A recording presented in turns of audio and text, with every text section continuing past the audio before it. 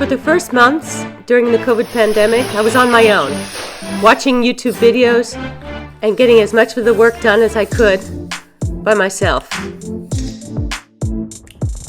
I could never work more than 7 to 10 days at a time before I needed to get back to Kea and take care of my cookie business.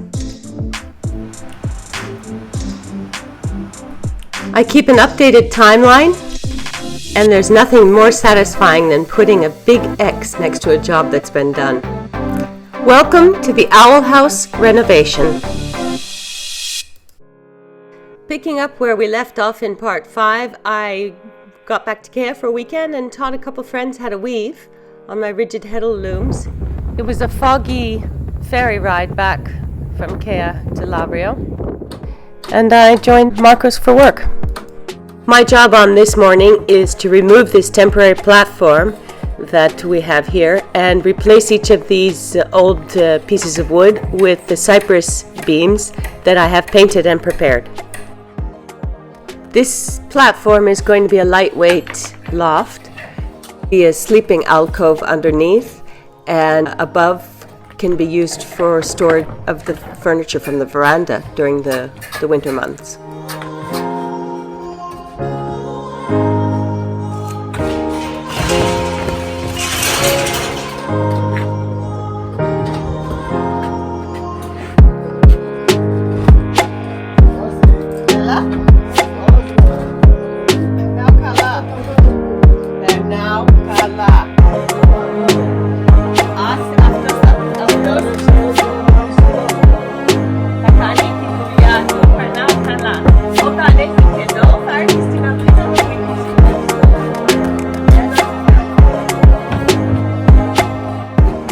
The beams I'm replacing these with have been primed and the ends are covered with tar so as to be waterproof.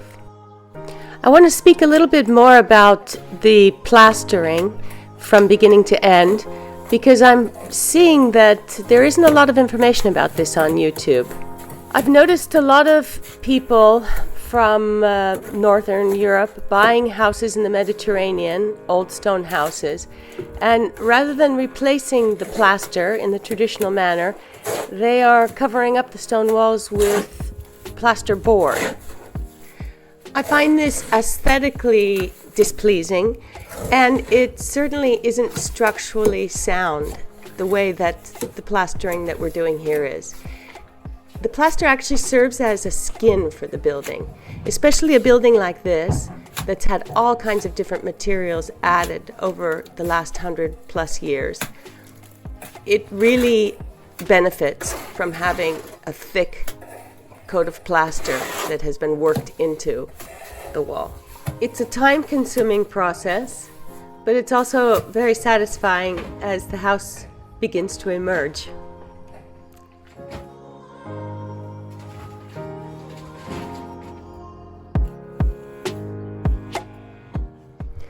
We have not been using lasers to keep things straight. We do the old-fashioned string method. These techniques have been used since ancient times and they're good enough for us. While I was away for the weekend, I had Marcos and his helper close the doorway in the back to be a little bit more narrow.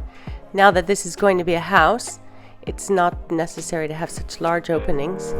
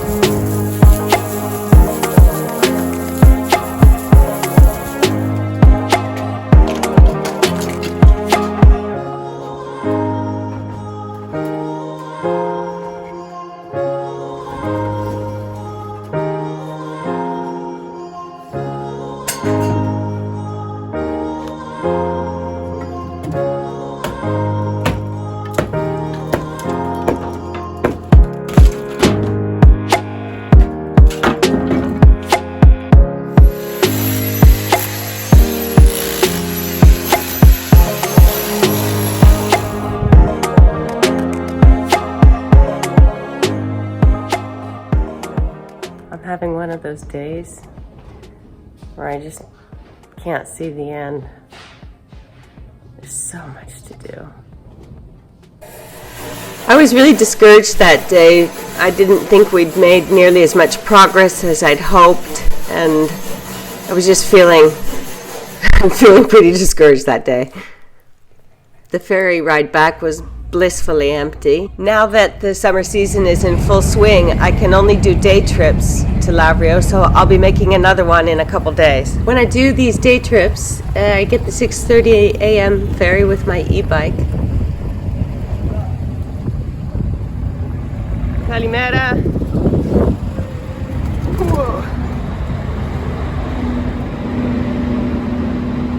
The port town of Cortesia on Kea is quite lively in the mornings, and this is by far my favorite time of day.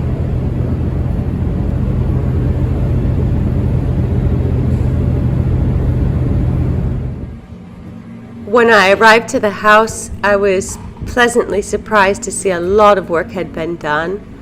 Nearly all of the walls had been plastered, and the floor was completely prepped for pouring.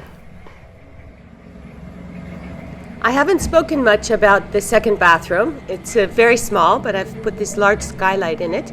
It's starting to take shape nicely, and I really like the ledge that we made out of a very crooked wall. And the other thing that I haven't really mentioned is this rock coming out of the middle of my back room there. We don't want to touch it because it's foundational for the house, and I think I'm probably going to leave it exposed.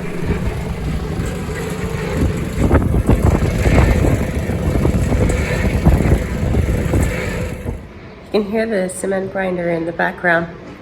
When I was here on Tuesday, everything seemed so difficult.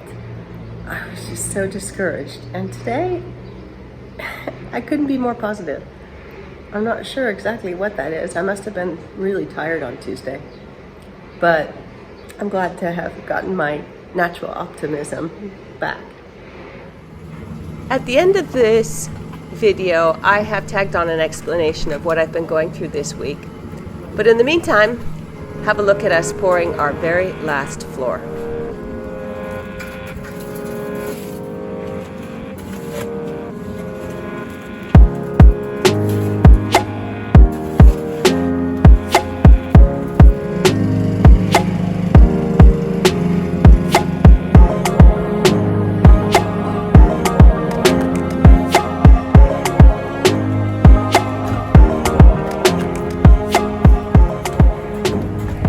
I've used these blue insulation boards on all the walls that border my difficult neighbor's house, and they will eventually be covered up with the old brick the way I did in the other room.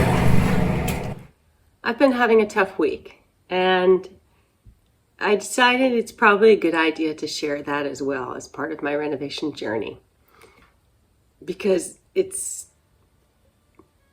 part of it. So in 2004, I was diagnosed with multiple sclerosis after going blind overnight and staying blind for 10 weeks.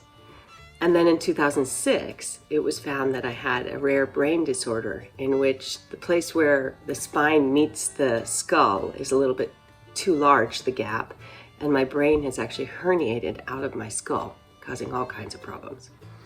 I went blind again in 2008 for another 10 weeks.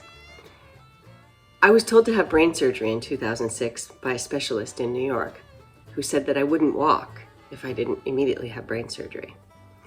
And I opted out. I decided to see what I could do on my own. I told him that I would have brain surgery only at the point where I could not walk into the office of my own accord. Then I would consider it, but before then, no way. And I went about completely changing my lifestyle. I rarely talk about this because I find that it really scares people. I'll never forget in New York one time, a guy came up to me and he was being very flirtatious and we had a great conversation. And when he asked what I was doing, I told him, well, I'm there to see a brain specialist. And man, that guy, he got out of his chair and he had like the back side of him was as far away as a person could get within seconds. And that was kind of a warning to me that people just can't handle this and keep it to myself. In 2009, when I got breast cancer and I had to have a double mastectomy and go through chemotherapy, it kind of put the brain stuff I was dealing with in perspective, because that stuff wasn't going to kill me. And it suddenly seemed really, really manageable. So, as they say, if it doesn't kill you, it makes you stronger. And I definitely am a testament to that. I also want to make one more note on this subject before I let it go, and that is that yoga has been a lifesaver. The inversions in yoga have taken the pressure off of my spine and my brain, and they have made my quality of life so much more manageable.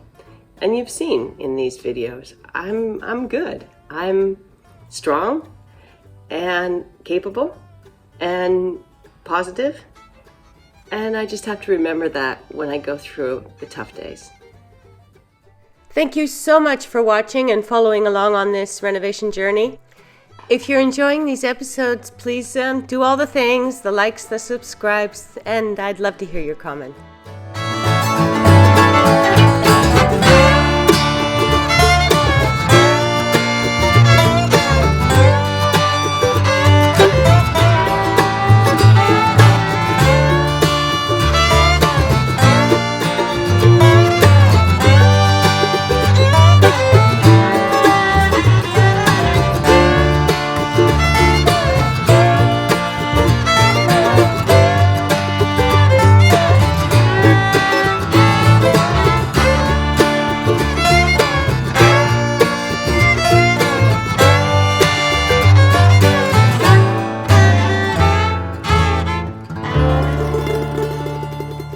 Bye for now.